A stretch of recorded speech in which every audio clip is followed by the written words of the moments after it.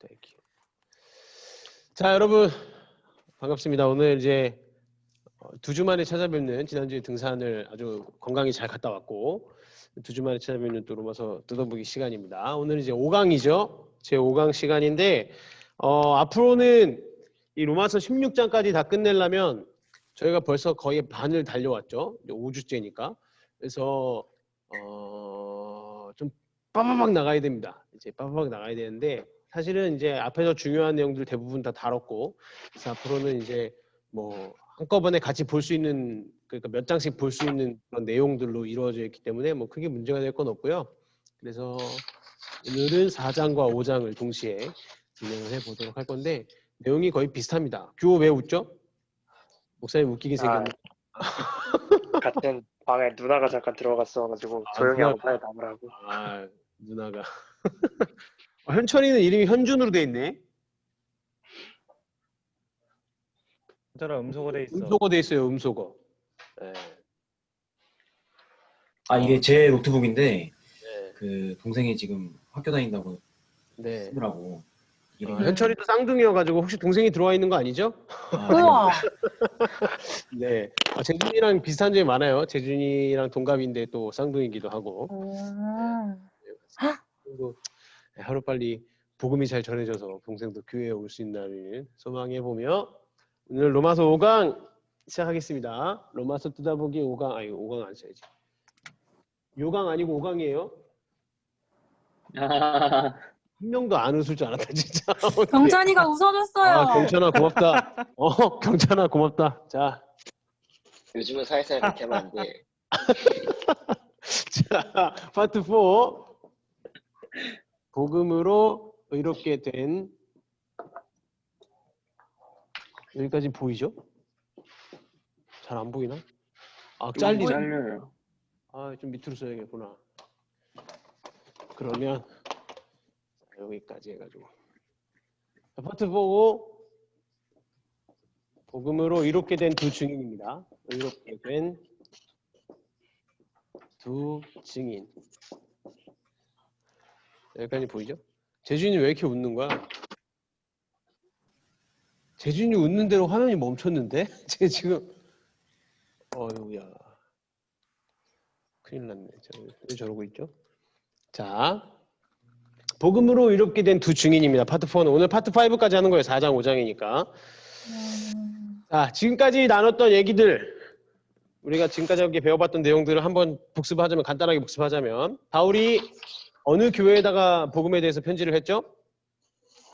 로마 교회. 예, 로마 교회에다가 편지를 했습니다. 여러분 자신 있게 대답해 주세요. 막 겹쳐도 상관없습니다. 자, 로마 교회에 대해서 편지를 보냈는데 이것은 어떤 내용을 보냈냐?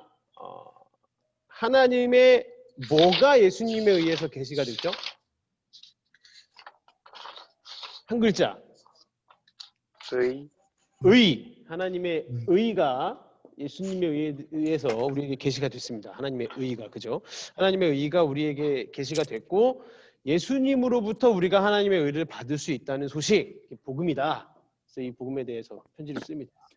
예수님으로 인해서 우리가 이 하나님의 의를 받을 수 있다. 그 내용을 이제 쓰고 있어요. 그래서 그 다음 내용이 뭐였냐? 모든 사람에게 임하는 하나님의 뭐가 있는데 모든 사람은 이걸 피할 수 없어요. 진노, 그쵸. 모든 사람은 하나님의 진노를 피할 수 없습니다. 그죠? 하나님의 진노를 피할 수 없고 죄인이기 때문에 벌을 받아야 돼요. 하나님의 진노를 당해야 되는 게 모든 사람의 그 처해진 상황이고 이것은 앞으로도 영원하는 거죠. 지금도 그렇고 과거에도 그렇고 앞으로도 영원할 겁니다. 근데 종교적인 사람들은 다른 사람들을 막 판단해요. 그죠? 유대인. 로마서에서 말하고 있는 종교적인 사람들은 유대인이죠. 유대인들은 갑자기 화면이 왜 이렇게 어두워졌어? 유대인들은 막 다른 사람들 이방인들을 판단하고 다른 믿음의 사람들을 막 판단하면서 자신들은 잘하고 있다. 너네들한테 이게 다 너네들의 문제다 이렇게 얘기를 하지만 결국 바울은 너네들도 똑같이 행동하고 있다 이렇게 얘기를 하는 거죠. 유대인이라고 다르지 않다. 니들도 마찬가지다 이 얘기를 하는 겁니다. 그래서 유대인들에게서 좀 반발을 받는 편지가 로마서인 거예요.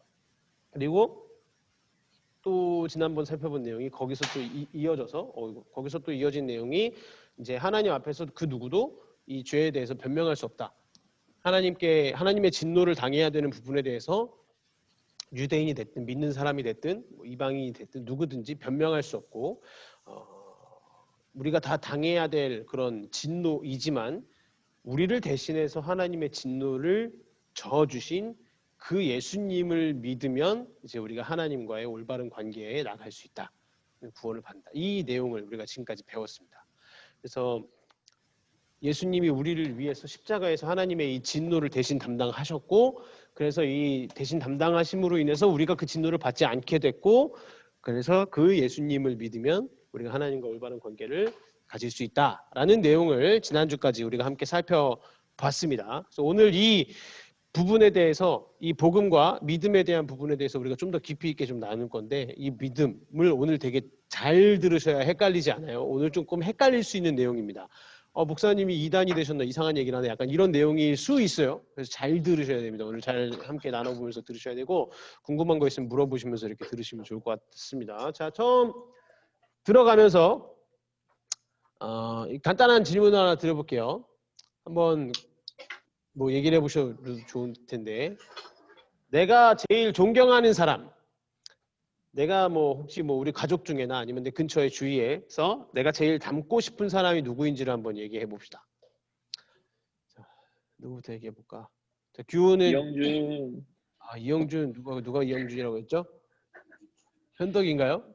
경찬이요. 경찬이야? 경찬이야? 경찬이 얼굴이 안 보이니까 말하는지 모르겠네. 내가 안 씻어가지고. 알겠어. 그래 경찬아 고맙다. 경찬이는 제가 제일 존경스럽고 닮고 싶은 사람이래요. 자, 또 누가 있을까요?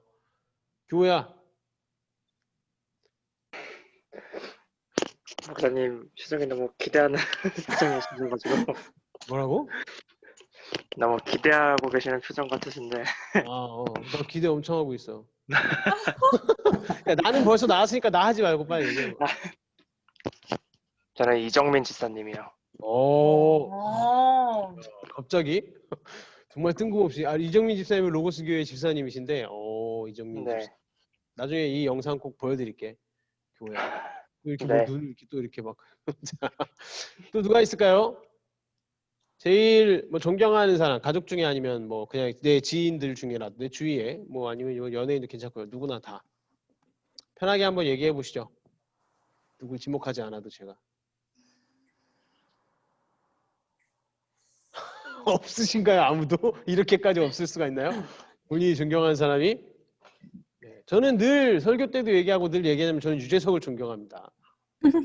저는 유재석 진짜 존경해요. 그 나이까지 약간 뭔가 초심을 잃지 않고 물론 유재석을 막 모함하는 사람들은 뭐 이게 다 꾸며진 뭐 모습이다 이런 사람들도 있지만 모함하는 사람들.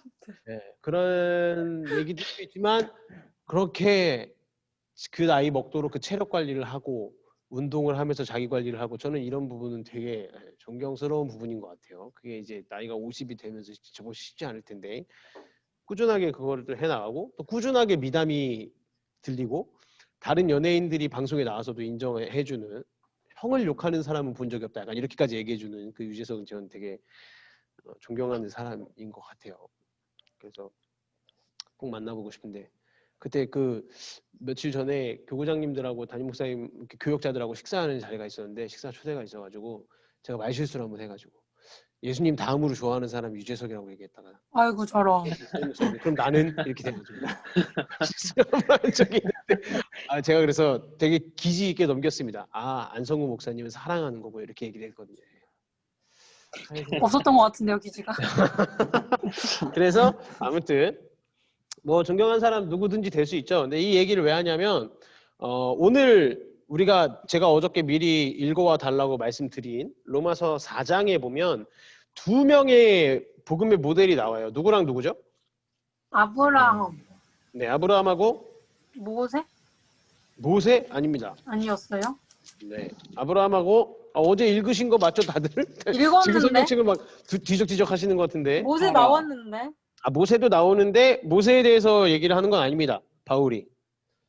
아브라함하고 또 한 명 누굴 얘기하냐면 누굴 아담. 얘기할까요?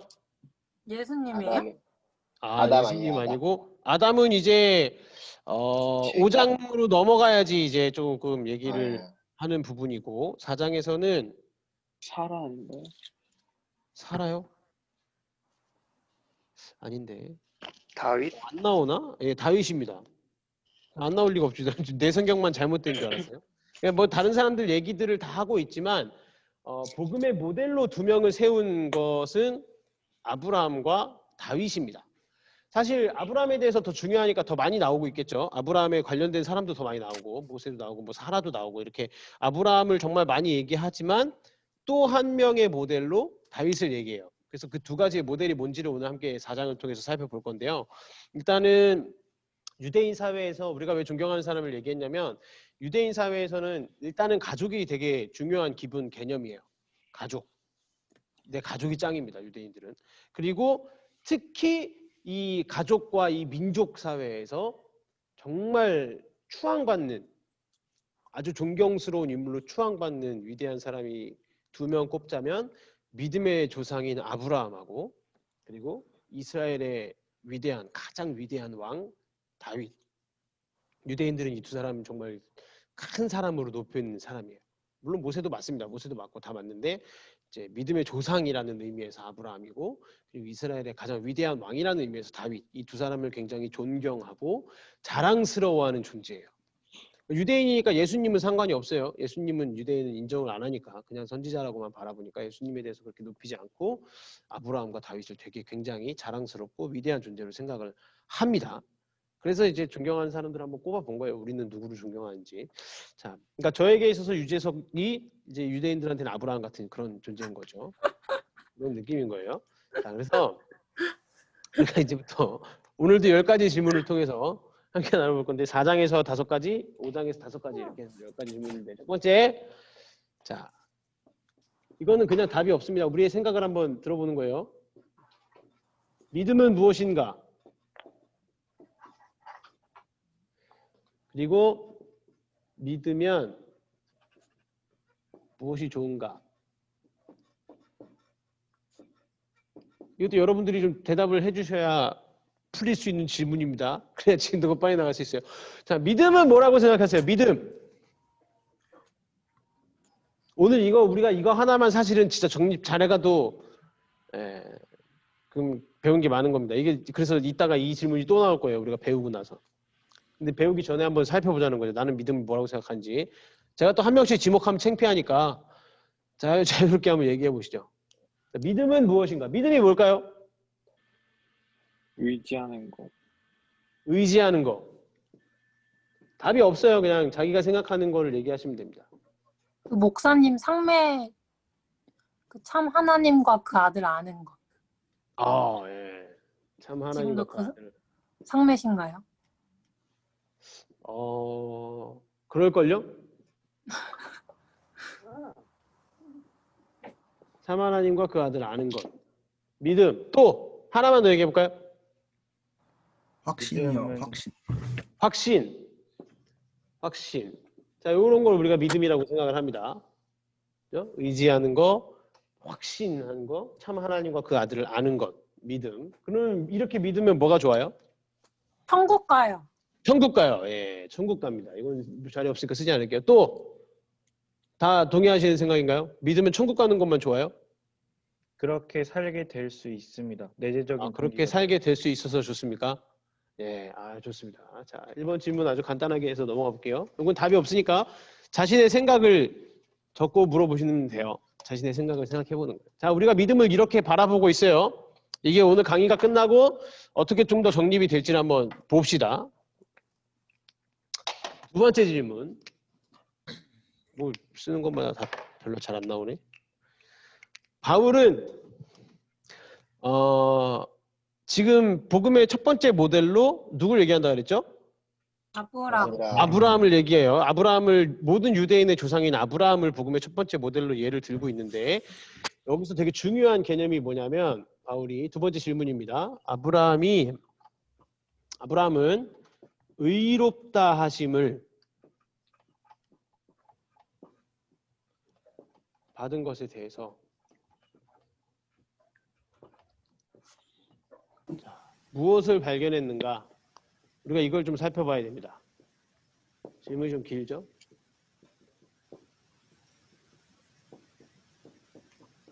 우리가 성경 창세기를 읽어보면 아브라함이 하나님께 의롭다 하심을 얻었어요. 의롭다 하심을 받았어요. 근데 이 의롭다 하심을 받은 것에 대해서 무엇을 발견했는가? 요 질문입니다. 그러니까 다시 쉽게 얘기하면 의롭다 하심이 받는 게 뭐냐는 질문인 거죠. 의롭다 하심이 받는 게 뭐냐? 자, 로마서 4장 2절을 보면 하나님이 의롭다 하심을 받는 것을 믿는 사람들한테 주셨어요. 그러니까 예수님을 믿고 하나님을 믿는 자들에게 뭘 주셨냐면 의롭다 하심을 주셨습니다. 의롭다 하심을 받게 하셨어요. 이게 무슨 개념인지 우리가 좀 이해해야 됩니다. 의롭다 하심이 뭔지. 4장 전체에 보면은 되게 중요한 단어가 하나 등장을 하는데 4장 전체에서 굉장히 많이 등장하는 단어가 있어요. 뭐냐면 3절. 3절에 보면 여겨진 바, 4절에 보면 여겨지지 아니하고 5절에도 보면 의로 여기시나니 6절에도 보면 여기심을 받는 사람의 복, 9절에도 보면 그의 믿음의 의로 여겨졌다 하노라. 이 굉장히 많이 하나, 둘, 셋, 넷, 다섯, 여섯, 일곱, 여덟, 아홉 한 10번에 걸쳐서 여겨진다는 얘기가 나와요. 여기 지금 의롭다 하심을 받는 것이 뭔지를 설명하는 겁니다. 자, 여겨지나니, 여겨짐. 이 의미가 지금 거의 10번에 걸쳐서 반복이 계속해서 등장하고 있거든요. 이게 헬라어로 뭐냐면 로기조마이라는 단어입니다. 로기조마이. 그냥 성경 공부 시간이니까 그냥 헬라어 있어 보이게 쓰는 거예요. 여러분들 모르셔도 돼요. 이거 물어보는 사람도 없고. 믿음의 지표가 되지도 않습니다. 로기조마이 이런 거 신학생들만 알면 되는 거예요. 자, 이런 단어인데 이게 어떤 뜻이 있냐면 여겨진다 그리고 인정한다라는 뜻이 있어요.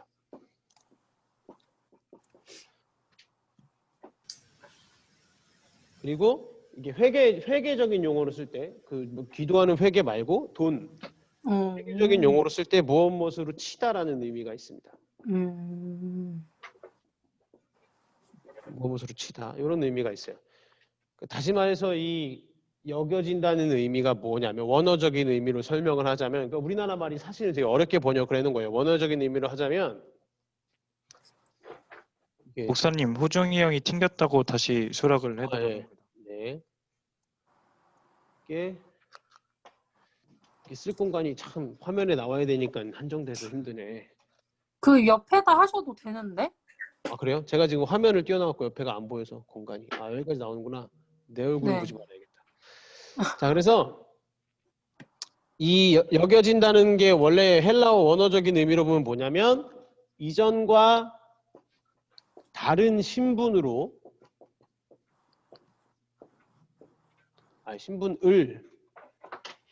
신분을 새롭게 부여하는 거예요.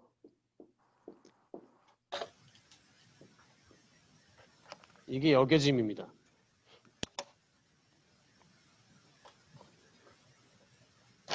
이전과 다른 신분을 새롭게 부여하는 것. 이게 여겨짐이에요. 여겨짐. 그러니까 이런 의미로 봤을 때 이게 무슨 의미냐면 쉽게 한번 설명을 해보자면 이게 회계적인 용어로 무엇으로 치다라 그랬잖아요. 그럼 누가 알바를 했어요. 우리가 돈을 얻을 수 있는 방법이 두 가지죠. 내가 일을 해서 돈을 벌거나 아니면 선물을 받거나 둘 중 하나예요. 그죠? 어디서 내가 아무것도 안 해서 돈이 나오지 않고 누군가 나한테 돈을 주지 않아서 내가 돈을 얻을 수 없어요. 스스로 내가 돈을 만들어낼 수 없잖아요. 그러니까 우리가 돈을 얻을 수 있는 방법은 통상적으로 두 개입니다. 내가 직접 일을 해서 돈을 벌거나 누가 나한테 돈을 선물해 주거나 두 개인데 이 회계적인 용어를 사용한 이유가 이것도 마찬가지라는 거예요. 여겨짐, 이전과 다른 신분을 새롭게 부여하는 것도 내가 뭔가 일해서 얻는 게 아니라는 겁니다. 그러니까 구원받는 사람, 이 구원에 대해서 우리가 뭔가 일해서 얻는 게 아니라는 얘기예요. 구원받은 사람은 일하지 않는 사람이에요. 구원받는 사람은 일을 안 해요. 그러니까 일하고 받는 무언가는 노동의 대가죠. 선물이 아니에요. 지금 바울이 여기를 통해서 4장을 통해서 아브라함을 통해서 뭘 얘기하고 있냐면 자꾸 여겨짐 얘기하는 이유가 그 유대인들은 뭘 중시하죠? 구원받기 위해서 뭘 막 지켜요? 율법. 율법을 지키죠. 그러니까 유대인들은 율법을 막 지켜요. 그러니까 율법 자꾸 구원을 위해서 뭘 해요? 일을. 율법을 지키고 행위를 해야만 구원받는다고 생각을 하는 거예요. 약간 지난주에 배웠던 거의 연장선이죠.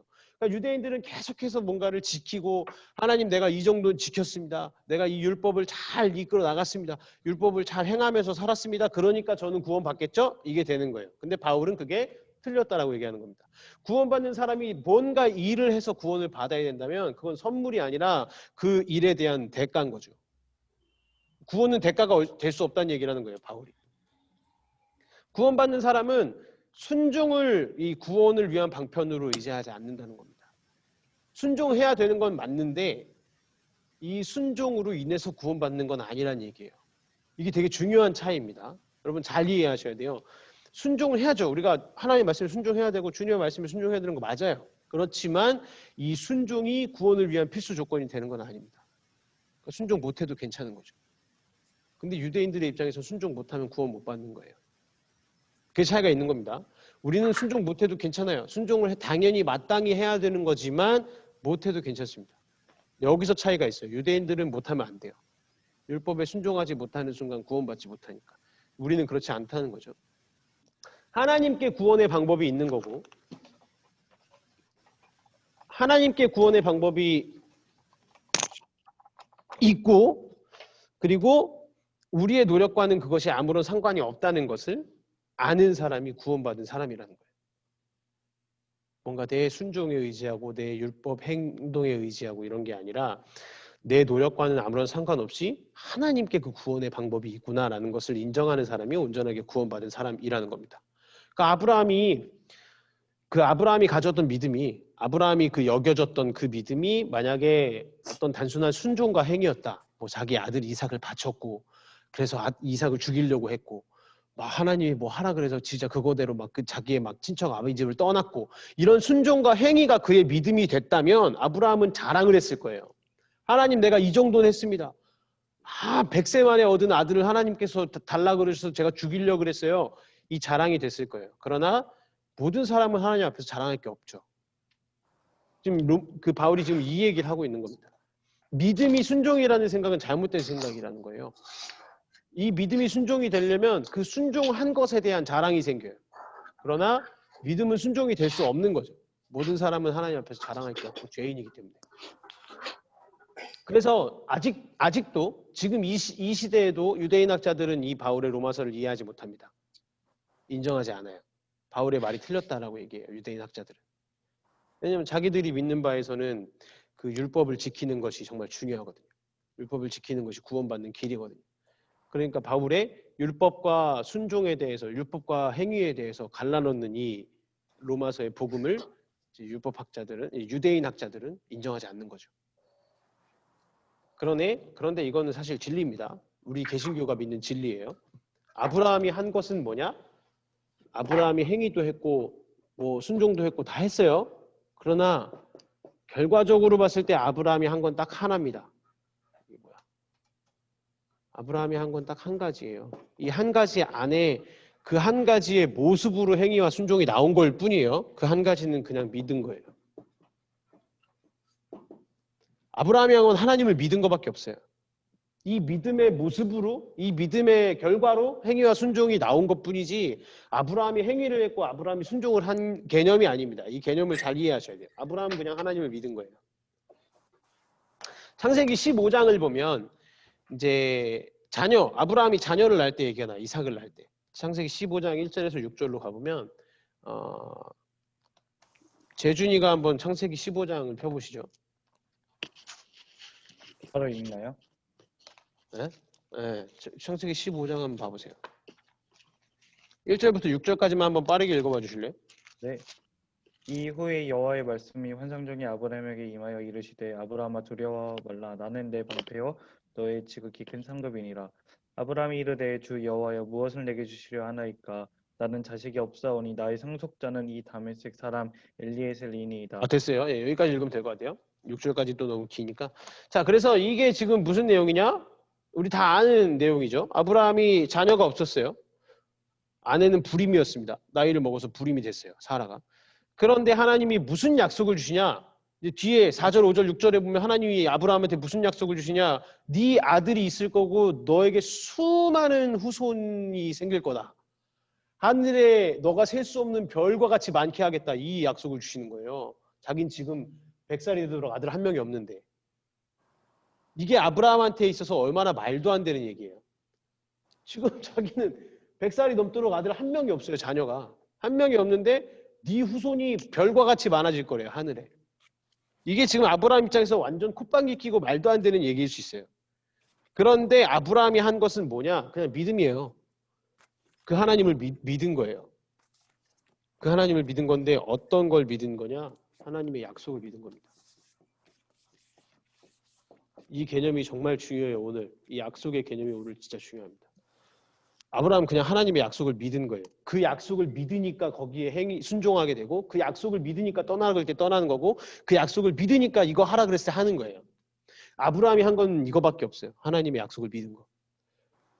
요게 이제 구원받은 자의 모습입니다.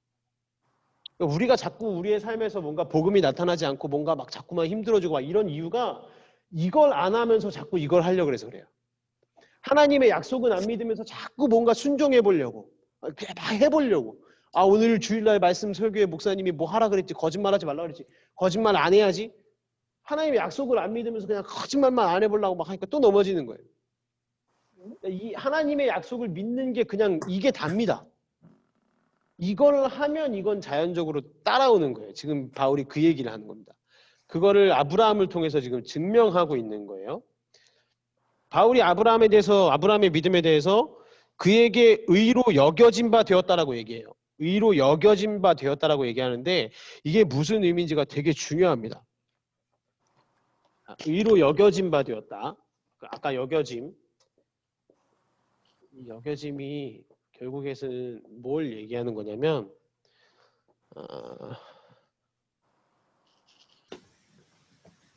이거 되게 좀 중요한 개념이라 잘 설명을 해볼게요. 믿음이 다가 아니라는 얘기를 하는 건데 이렇게 얘기하면 되게 헷갈릴 수 있겠죠. 지금 바울이 믿음이 다가 아니라고 얘기를 하는 거예요. 근데 지난번까지 배운 거에서 믿음이 다였잖아요. 행위 필요 없고 행위보다 뭐 이런 모든 것 하는 게 아니라 믿음으로 구원받는다. 그죠? 믿음으로 의가 난다. 근데 여기서는 또 믿음이 다가 아니라고 얘기해요. 바울이 되게 헷갈리게 지금 얘기를 해놓은 건데 이걸 잘 봐야 됩니다. 이게. 자, 아브라함이 그 하나님에게 의로 여겨진 바 되었다라는 말이 무슨 말이냐면 하나님이 살아계시고 우리가 하나님께 순종하고 하나님 예배드리고 이런 모든 것들을 받으시기에 합당하신 분이 하나님이시다. 이걸 믿는 데서 의로운 삶이 나오는 건 맞아요. 우리가 그 예배함을 우리가 그 하나님의 살아계심을 믿고 하나님이 지금도 우리 가운데 진노하시고 그렇기 때문에 우리가 복음을 가지고 살아야 되는 건 우리가 배웠습니다. 그죠? 하나님의 진노 때문에 우리가 복음을 믿어야 된다고 했죠. 그거는 맞아요. 그건 맞는데 단지 이 믿음 자체가 의를 낳는 건 아니라는 말이에요. 좀 더 설명을 해보자면 믿음이 의로운 것으로 여겨진다는 말은 무슨 의미냐면 마치 아브라함이 의로운 삶을 사는 것처럼 하나님이 아브라함을 그렇게 대해 주신다는 얘기예요. 이게 되게 중요한 개념입니다. 우리가 믿어요. 우리가 하나님을 믿어요. 하나님을 믿고 살아가요. 근데 우리가 의롭나요? 아니요. 우리는 죄인이에요. 의롭지 못해요. 그러면 우리가 믿는다고 해서 의롭다함을 받는다는 건 무슨 의미냐? 내가 믿어서 진짜 내 자체가 의로워지는 게 아니라 하나님이 나를 의롭다라고 바라봐 주신다는 거예요. 이게 되게 중요한 개념입니다. 내가 진짜 의로워지는 게 아니에요. 내 믿음은 나 자체가 진짜로 의로운 사람이 돼버리는 게 아니라 나는 아직까지도 죄인이고 아직도 나는 죄를 지으며 그렇게 부족한 연약한 존재로 살아가지만 내가 믿음을 갖기 시작할 때 누가 하나님이 나를 의로운 존재로 바라봐 주신다. 여겨주신다. 이게 여겨짐의 의미예요. 이게 의롭다함을 받았다라는 거예요. 말이에요. 그 의미입니다. 아브라함은 우리가 성경을 보면 알겠지만 아브라함도 죄 진짜 많이 졌어요. 자기 아내 뭐 자기 살려고 무서워가지고 아내 모른 척하고 아내 막 누이라고 소리하고 거짓말하고 막 되게 많은 죄들을 저질렀어요. 아브라함도. 그러나 아브라함이 하나님 앞에서 믿음의 조상이 될 수 있었던 이유, 그 이름이 아브람에서 아브라함으로 바뀐 이유, 그렇게 많은 죄를 저질렀음에도 불구하고 하나님 말씀에 순종하지 못했음에도 불구하고 그 이름이 아브라함으로 바뀌고 지금까지도 유대인들이 그렇게 존경하는 믿음의 조상으로 불릴 수 있는 이유, 그리고 이 유대인들의 믿음의 조상일 뿐만이 아니라 모든 그리스도인들의 믿음의 조상이 될 수 있는 이유는 그 믿음이 하나님의 약속을 믿은 그 아브라함의 믿음이 하나님이 아브라함을 바라볼 때 아 얘는 의로운 애구나라고 볼 수 있게 해줬다는 거예요. 그렇기 때문에 하나님한테 의롭다함을 여겨져서 이 믿음의 조상이 될 수 있었던 겁니다. 우리도 이런 믿음을 가져야 된다는 거예요. 하나님의 약속을 믿으면 하나님이 우리를 의롭다고 바라봐 주신다는 거예요. 내가 특별히 뭔가를 하지 않아도. 이 약속의 믿음이 있어야 되는 겁니다. 이게 중요한 거예요. 이게 진짜 복음에서 정말 중요한 부분이에요. 막 내가 뭔가 막 더 기도해야 되고 아 하나님이 나를 의롭다라고 하나님이 나를 올바르다고 그러고 막 먹여주시려면 내가 뭘 더 해야지 내가 뭔가를 만들어야지 내가 기도를 더 시간을 쌓고 아 하나님 앞에서 더 순종하고 이게 아니라 제일 먼저 돼야 되는 게 그냥 그분의 약속을 믿으면 되는 거예요. 내 삶에 펼쳐진 그분의 약속이 그분의 구원의 은혜가 그것을 그냥 믿으면 하나님의 약속을 믿는 믿음이 있으면 하나님이 나를 의롭다라고 봐주신다고요. 내가 수많은 죄악 가운데 있어도 이래야 나에 대한 정죄가 사라져요. 이게 진짜 중요한 겁니다. 그래야 나에 대한 정죄가 없어질 수 있어요. 이게 안 되는 사람들은 자꾸 자기를 정죄하는 거예요. 오늘도 죄를 졌구나. 아 오늘도 나는 부족했네. 오늘도 화를 냈고 오늘도 연약하구나. 그러니까 맨날 자기만 정죄하게 되는 거예요. 그 정죄를 벗어버리기 위해서는 이 믿음을 온전하게 우리가 가져야 되는 겁니다. 조금 이해가 되시죠? 조금 어려운 개념이지만 최대한 쉽게 설명해 드리려고 하고 있어요. 그래서 결국 의롭다함과 의롭다고 여겨짐이라는 말은 같은 의미인 거예요. 의롭다함. 이게 같은 질문이 있는데 네. 그럼 마지막에 천국에 갈 때 네. 그러면 이제 저희가 깨끗해져서 가는 게 아니라 이제 하나님이 와라 해서 이렇게 가신다고 생각을 해도 그게 아이고 말이 안 나오네. 이제 마지막에는 이제 저희가 깨끗해지는 게 아니라 이제 하나님이 그렇게 부르셔서 간다고 생각을 해도 되는 거죠. 천국에 올라갈 때는 깨끗해져서 올라갈 수 있겠죠. 사실 신학자들마다 좀 얘기가 많이 다르긴 한데 천국에는 사실 흠이 없으니까 흠이 없는 곳이니까 그러니까 이 믿음으로 의롭다함을 받았으면 사실은 일단 하나님 입장에서는 우린 이미 깨끗한 존재인 거죠. 이 개념이 이해가 되세요? 그러니까 하나님 입장에선 지금도 우리는 이미 깨끗한 존재인 거예요. 그러나 우리는 계속 죄와 싸울 뿐이죠. 영적인 전쟁을 하고 있는 거고 하나님 나라에 올라갈 때는 이 영적인 전쟁을 안 하겠죠. 이제 예수님의 승리가 그 하늘나라에 온전히 지금 펼쳐져 있기 때문에 우리가 영적인 싸움을 하지 않고 이 죄악 많은 세상에 우리가 살아가고 있기 때문에 지금 영적인 전쟁을 펼치며 살아가는 거지 하나님은 지금 이 순간에도 우리 보고 의롭다 하지 않으신 적은 없으신 거예요. 바울의 복음에 의하면. 알겠습니다. 네. 스스로를 정죄할 필요가 없다는 얘기입니다. 나는 의롭지 않다 뭐 이렇게 할 필요가 없는 거예요. 이거를 이제 마틴 루터는 신학적인 용어로 뭐라 그러냐면 이제 수동적인 의라고 얘기하고 이제 요즘 신학자들은 전가된 의라고 얘기합니다.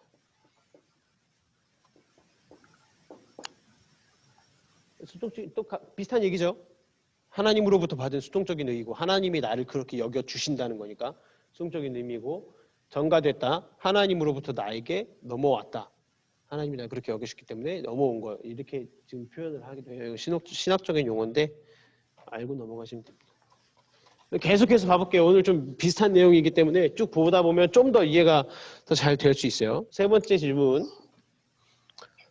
그 다음에 이제 아브라함이 이제 뒤에서 또 살펴볼 건데 일단은 넘어가서 다윗보다 아브라함이 중요하니까 다윗을 먼저 짚고 넘어갈게요. 세 번째 질문은 다윗에 대해서 이제 또 바울이 이스라엘 가장 위대한 왕인 다윗에 대해서 얘기하는데 다윗에게는 뭘 얘기하냐? 아까 아브라함에게서 중요했던 거는 의롭다 여겨진 거죠. 의롭다 여겨진 것이 아브라함에게 그 복음의 모델이 되게 중요한 복음의 모델이었던 거예요. 아브라함을 통해서 배울 수 있는 복음의 모습이 하나님이 나를 의롭다고 여기신다. 이거였고 다윗을 통해서 배울 수 있는 복음의 모델은 뭐냐? 용서입니다. 그래서 세 번째 질문이 뭐냐면 다윗은 용서에 대해서 무엇을 발견했는가? 아까 아브라함은 의롭다 하심을 받는 것에 대해서 무엇을 발견했는가고 다윗은 용서에 대해서 무엇을 발견했는가? 세 번째 질문이에요. 용서에 대해서 무엇을 발견했는가?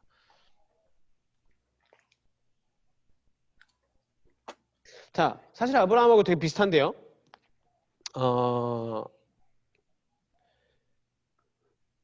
이것도 같은 의미입니다. 자, 설명해 볼게요. 보면 이 용서라는 개념은 하나님이 예수님께서 그 죄를 인정하지 아니하겠다라고 하는 사람한테만 용서가 가능하다라는 개념이에요. 바울이 지금 다윗을 통해서 이걸 보는 겁니다. 그러니까 바울이 계속 얘기하고 있는 거 아브라함도 다윗도 다 그들의 힘으로 할 수 있는 게 없고 하나님이 그들을 그렇게 바라봐 주셔야 된다는 걸 지금 강조하는 거예요. 계속. 그게 복음의 모델인 겁니다.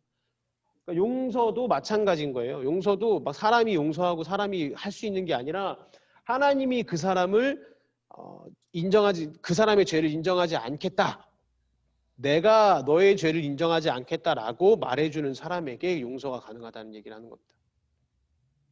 그러니까 다윗은 자기가 범죄자이라는 걸 알았어요, 몰랐어요? 알았어요, 몰랐어요? 자기가 범죄자. 알았어요. 알았죠. 나단이 와서 너 회개해라 했을 때 바로 회개하잖아요. 여기서 우리 중에 자기 옷 찢으면서 회개하는 사람 있어요? 물론 다윗은 왕이니까 옷이 진짜 수백 벌 수천 벌 있으니까 막 찢어도 됐겠지만 우리는 한 벌 한 벌이 소중하니까. 근데 그 자리에서 그대로 막 옷을 찢으면서 회개를 했단 말이에요, 다윗이. 자기가 죄인인 걸 누구보다 잘 알았던 사람이에요. 자기가 죄인이고 진짜 속된 말로 우리끼리 얘기하면 정말 자기가 쓰레기 같은 인간이라는 걸 누구보다 잘 알았던 사람이 다윗입니다. 시편에도 보면 너무 많이 나오죠. 자기에 대해서 솔직한 고백들이. 근데 그걸 알았지만 뭘 믿은 거냐 다윗이. 하나님께서 내 죄를 인정하지 않으시는 사람이기 때문에 내가 죄가 있다라고 너는 죄인이다라고 인정하지 않으시기 때문에 하나님이 너는 죄인이 아니야라고 나를 바라봐 주시기 때문에 나는 복받은 사람이다라는 고백을 하는 거죠 다윗이. 그래서 구원의 믿음이라는 것은 잘 들으세요. 구원의 믿음이라는 것은 하나님이 우리의 죄를 인정하지 않으시는 것뿐만이 아니라 우리가 하나님과의 올바른 관계에 있다는 것을 믿는 게 구원의 믿음인 거예요. 그러니까 일단 1차적으로 우리가 복음에 대해서 구원의 믿음에 대해서 갖고 있다라면 하나님이 나를 그렇게 보시지 않는다라는 믿음이 필요한 거예요. 하나님이 나를 죄인으로 보시지 않는다. 하나님이 나를 의롭다 여기셨다. 하나님이 나를 용서하시겠다. 하나님이 나를 죄인이라고 여기지 않으셨기 때문에 나는 하나님께 용서받을 수 있는 겁니다. 이 개념이 좀 이해가 되셔야 돼요. 조금 어려운 개념이긴 하지만 의롭다라고 인정받은 상태는 내 죄가 이건 말이 좀 내 죄가 나에게 불리하게 여겨지지 않는 걸 의미합니다.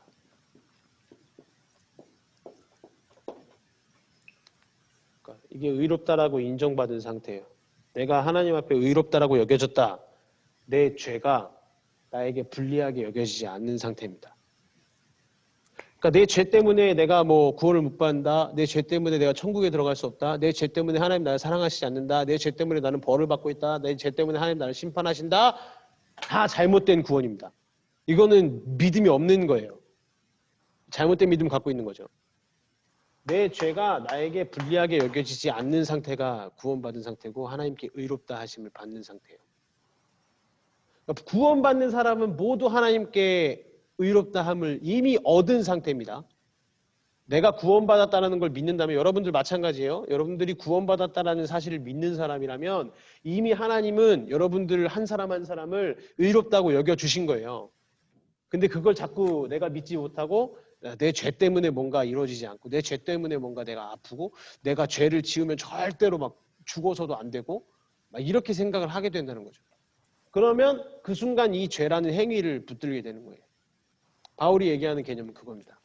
바울에게 있어서 그 어떤 행위도 용납되지 않아요. 우리가 뒤에서 볼 건데 바울이 말하는 것은 믿음도 행위 자체가 될 수 있어요. 믿음이라는 것도 행위가 될 수 있다고 바울이 얘기합니다. 이건 뒤에서 좀 더 살펴볼 거예요. 그러니까 이게 중요한 거예요. 다윗을 통해서 볼 수 있는 우리가 복음의 모델은 뭐냐? 내 죄가 나에게 불리하게 여겨지지 않는 상태. 다윗이 딱 이랬어요. 다윗은 너무나도 많은 죄를 짓고 살인죄까지 지었잖아요. 자기의 충신, 그렇게 충직한 부하를 전쟁터에 내몰아가지고 죽였어요. 자기가 진짜 활만 자기가 안 썼다 뿐이지 거기다 그냥 최전방에 나가서 싸우다 죽게 하라고 그랬잖아요. 살인죄예요. 살인죄. 살인까지 저질렀던 사람이지만 바울이 하나님 앞에 이스라엘의 가장 위대한 왕이 되고 하나님이 그에게 기쁨이라고 말할 정도로 하나님 너가 나의 기쁨이다라고 얘기할 정도로 그 믿음의 사람이 될 수 있었던 이유는 이 믿음이 있었기 때문이에요. 죄를 지었지만 이 믿음이 내 죄가 나에게 불리하게 여겨지지 않는다라는 믿음이 있었던 겁니다. 그러니까 하나님이 내가 죄를 그렇게 많이 졌어도 하나님이 나를 구원하시는 데 있어서 하나님이 나를 사랑하시는 데 있어서 내 죄는 나에게 어떤 영향을 미치지 않는다라는 믿음이 있었던 거예요. 우리가 이걸 잘 봐야 됩니다. 이게 자칫 잘못하면 이제 이것 때문에 어떤 죄를 다 지어도 살아가면 되는 것처럼 얘기를 할 수 있어요. 그건 아닌 건 당연히 아시죠. 그걸 이제 뒤에서 살펴보겠습니다. 그래서 믿음으로 의롭다함을 받은 사람은 뭐가 나타나냐? 그러니까 이걸 인정하는 사람은 뭐가 나타나냐면 죄를 숨기지 않고 죄를 고백하는 게 나타나는 거예요. 그냥 이게 안 되면 내가 죄 때문에 불리해져요. 그럼 자꾸 죄를 숨기죠. 막 숨기고 회개 안 해요. 마치 죄가 없는 것처럼. 그런데 이게 되고 이게 믿어지는 사람은 내 죄 때문에 내가 구원을 못 받는 게 아니구나. 그럼 내가 빨리 하나님의 사랑이 있으니까 이 죄를 떨쳐버려야지 이 생각이 되니까 죄를 고백하게 되는 거예요. 다윗처럼. 다윗은 그러니까 죄 고백을 바로바로 한 겁니다. 바로바로 회개하고 인정하고 고백하는 거예요. 이걸 못했던 사람들 보세요. 죄를 하나도 인정하지 않고 사울 다 망하잖아요. 다 몇 명은 다 무너져요. 그러나 죄를 똑같이 지었음에도 불구하고 이 차이가 있는 겁니다. 이걸 믿었냐 못 믿었냐. 이걸 믿으니까 죄 고백이 나오고 그 사람은 하나님이 끝까지 사용하시고 하나님이 함께 하시고 하나님 사랑하는 사람이 되는 거죠. 이게 중요한 거예요. 이게. 그래서 요걸 믿는 사람은 당연히 죄의 고백을 하게 돼요. 죄를 숨기지 않고 자백하게 돼요. 믿음으로 의롭다함을 받는다는 것은 우리 죄에 대해서 정직하게 만들어줍니다. 정직하게. 내 죄를 정직하게 바라볼 수 있게 만들어줘요. 믿음으로 의롭다함을 받는다는 게. 그리고 또 하나님에 대해서 그 용서에 대해서 그리고 용서받은 후에 그 용서에 받은 것에 대해 합당하게 살기 위해서 다른 사람들을 또 가르치고 주님 안에서 기뻐하게 되는 거죠. 이게 믿음으로 의롭다함을 받은 사람들의 삶입니다. 이게 되게 중요한 모습의 삶의 모습인 거죠. 그래서 결국 조금 정리해보자면 아이고 지금 몇 시죠? 1시 50분이네 벌써. 자, 조금 정리해보자면 구원의 믿음이란 뭐냐?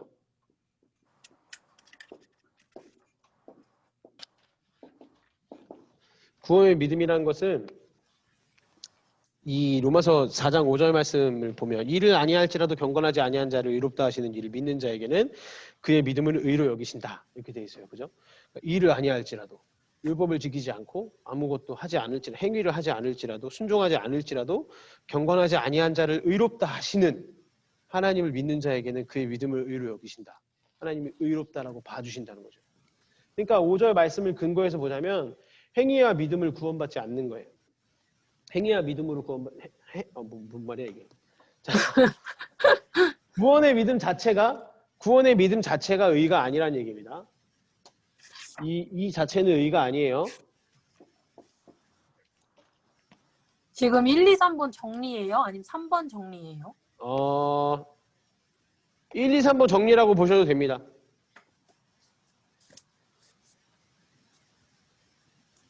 믿음이라는 어떤 아까 잠깐 얘기했던 거지만 이게 지금 믿음이라는 어떤 행위의 결과로 구원이 오는 게 아니에요. 이게 잘못됐다라는 거예요. 그러니까 이렇게 생각하는 사람들이 되게 많아요. 믿음을 행위로 생각해서 믿어야지 그래야 그 결과 구원이 오겠지. 이 믿음 자체가 행위가 돼버리면 안 된다는 거죠. 네, 그렇게 유대인들은 이렇게 믿고 있었고 그 유대인들과 함께 지내는 그 비유대인들, 이방인 그리스도인들도 이렇게 믿고 있었던 거예요. 자꾸 믿음을 행위의 결과로 생각해서 믿음이라는 행위의 결과로 구원이 온다. 이걸 이제 자꾸 생각을 했던 거죠. 믿음이라는 것은 뭐냐면 하나님의 의의 선물을 받아들이는 태도일 뿐입니다.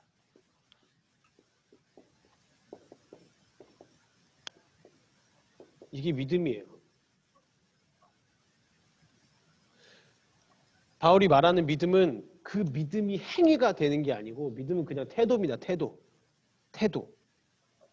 그 하나님의 의의 선물을, 그 구원이라는 그 선물을 그냥 받아들이는 태도일 뿐이에요. 믿음은. 그러니까 구원의 믿음 겸손해질 수 있는 거죠. 그냥 나는 받은 거예요. 이 믿음이 내가 하나님을 믿었어. 내가 예수님을 믿었어. 이게 아니에요. 하나님이 나한테 선물을 주셨구나. 이게 끝인 겁니다. 이게 믿음이에요. 이걸 되게 잘 구분하셔야 돼요. 우리 삶에 어쩌다 보면 이 믿음이 행위가 될 때가 너무 많아요. 오늘은 내가 순종을 했지. 오늘 내가 말씀 다이어리를 몇 장까지 썼지. 내 믿음이 점점 성장하고 있구만. 이런 생각들을 하게 되는 게 은연중에 그냥 있습니다. 거의 모든 삶의 전반적인 영역에서 이 믿음이 행위가 될 때가 너무 많아요. 근데 이게 잘못된 거라는 겁니다. 물론 그렇게 살아가는 모습도 필요해. 그래야지 순종도 하고 그렇겠지만 바울이 얘기하는 것은 이 모든 것 앞에 이 순종과 믿음의 행위 이 모든 것 앞에 뭐가 있어야 되냐? 그냥 이걸 태도로 받아들이는 게 있어야 된다는 거예요. 하나님이 나한테 구원을 주셨지. 그게 믿음입니다. 그냥 끝이에요. 네, 그게 믿음인 겁니다. 믿음이 그냥 태도일 뿐인 거예요. 그렇기 때문에 겸손할 수 있는 거고 내가 한 게 하나도 없고 그냥 하나님이 나한테 선물로 던져주신 걸 내가 받은 거니까 겸손한 겁니다. 그렇기 때문에 겸손하면서 내 악함을 인정할 수 있는 거고 내 죄악됨을 인정할 수 있는 거고 하나님께서 이 죄악된 나를 의롭다라고 해주셔야만 하는구나를 인정하게 되는 거예요. 내가 스스로 의롭다 할 수 없으니까. 내 스스로 내가 믿음이 있어서 나는 의로운 사람이야. 난 믿음을 행위로 하니까 의로운 사람이야가 아니라 내가 할 수 있는 게 아무것도 없구나. 하나님이 나를 의롭다라고 해주셔야 되는구나. 이 믿음이 생기는 겁니다.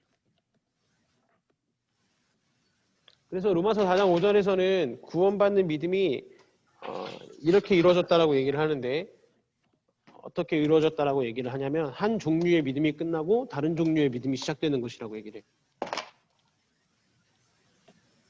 한 종류의 믿음이 끝나고 다른 종류의 믿음이 시작되는 것. 글씨가 아주 그냥. 네.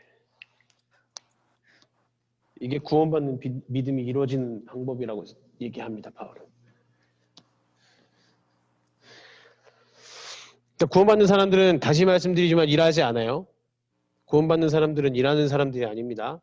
일하는 사람들이 아니에요. 이거는 율법을 무시한다는 의미가 아니에요. 율법을 막 무시하고 율법 지킬 필요 없어 이런 의미가 아닙니다. 그게 아니라 그 순종을 율법에 순종하는 것을 구원의 방편으로 신뢰하지 않는다는 거예요. 이 차이가 있는 건 아시겠죠? 율법을 무시하고 지킬 필요 없어 이게 아니라 그 율법의 순종을 구원의 방편으로 신뢰하지 않는다. 믿지 않는다는 겁니다. 이 신뢰가 되게 중요한 거예요. 복음에서는. 무엇을 신뢰할 것인가가 결국 복음의 그 가장 중요한 포인트입니다. 무엇을 신뢰할 것인가. 우리가 믿음이 있어도 믿음을 신뢰하면 그건 잘못된 믿음이에요. 그건 내 믿음을 신뢰하는 거죠. 우리가 신뢰할 것은 하나님밖에 없는 거예요. 이게 우리 삶에 항상 있어야 됩니다. 내가 믿음을 신뢰한다고 막 잘 되고 있다는 그리스도인이라고 생각하는 사람들이 되게 많아요. 나 믿음 좋아. 나 천국 가. 이거 다 잘못된 거라는 거예요. 이 믿음이 제대로 된 믿음이 아니라 자기의 믿음을 신뢰하는 겁니다. 그건. 온전치 않은 거죠. 우리가 믿을 분은 우리가 신뢰할 것은 오직 하나님밖에 없는 거죠. 그래서 그리스도인은 순종을 그만하라는 얘기가 아니에요. 순종하기를 멈추는 게 아니라 구원받기 위한 순종을 멈추는 겁니다. 순종은 해야죠. 당연히. 그리스도인이면 당연히 하나님 말씀 앞에 순종해야 돼요. 근데 그 순종하는 이유가 구원받기 위함이다? 그러면 틀린 겁니다. 그냥 하는 거예요. 그냥. 이 차이를 지금 바울이 분명히 드러내고 있는 겁니다. 구원받기 위한 순종을 멈추는 게 그리스도인이에요. 그리고 구원받은 사람은 불의한 자를 의롭다라고 하시는 그 하나님을 믿는 사람입니다. 내가 불의한 존재지만 이 불의한 나를 하나님이 의롭다라고 하시는구나. 이걸 믿는 게 구원받은 사람이에요. 그래서 결론적으로 구원받는 믿음은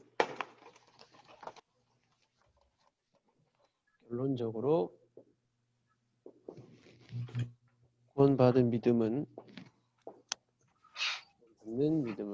뭐냐면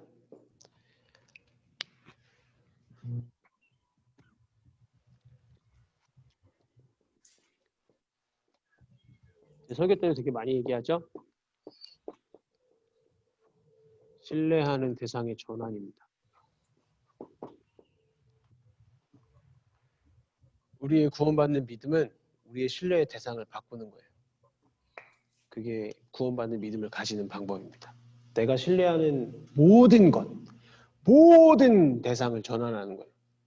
그게 뭐 우리가 진짜 쉽게 생각할 수 있는 돈이 됐든 직업이 됐든 가정이 됐든 그걸 다 하나님으로 바꾸는 거고 그것을 뛰어넘어서 그 안으로 더 들어와서 내 믿음을 신뢰하든 내 율법을 순종하는 그 순종을 신뢰하든 내가 교회에서 봉사하는 그 봉사를 신뢰하든 내가 교회에다 헌금을 이만큼 했을 그 헌금을 신뢰하든 그 모든 신뢰의 대상을 하나님으로 바꾸는 게 구원받는 믿음입니다.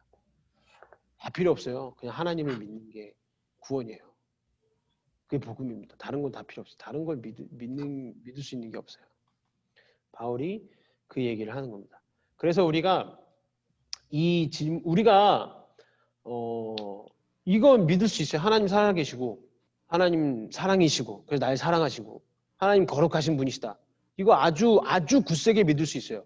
지금도 막 고백하면서 하나님이 날 사랑하셔 찬양하면서 눈물 흘릴 수 있어요.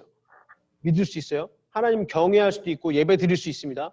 성경이 하나님의 거룩한 말씀이시라는 것도 믿을 수 있어요. 다 믿어요. 그런데 그럼에도 불구하고 나의 종교적인 어떤 성취나 나의 어떤 도덕적인 인격이나 내 직업이나 내 부모에 대한 공경 이런 것들로 내 스스로를 구원하고 의롭게 하려고 할 수 있다는 거예요.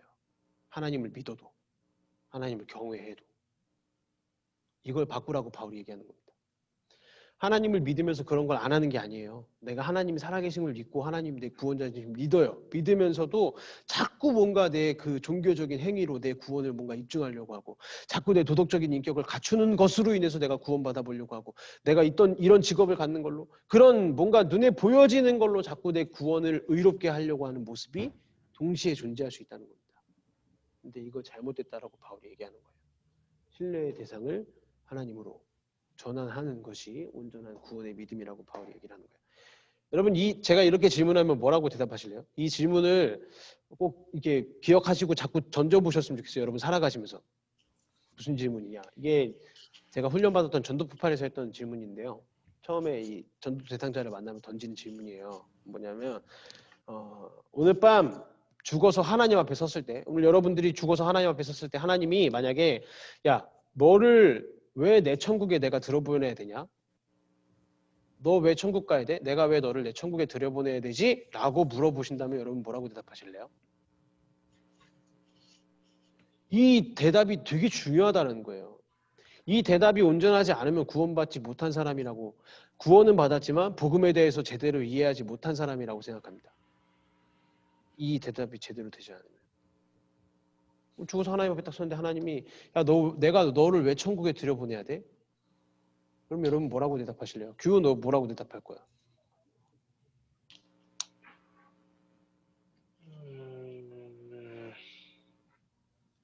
제가 너무 겁줘놔가지고 복음을 제대로 이해하지 못한 사람이라 그러니까 제대로 대답하기 힘들죠?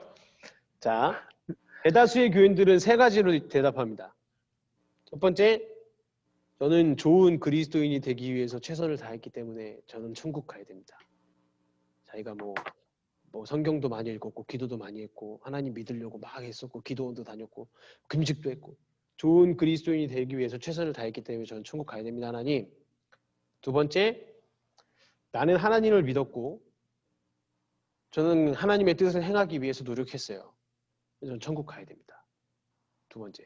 세 번째, 나는 내 마음을 다해서 하나님을 믿었기 때문에 전 천국 가야 됩니다. 뭐가 정답 같아요?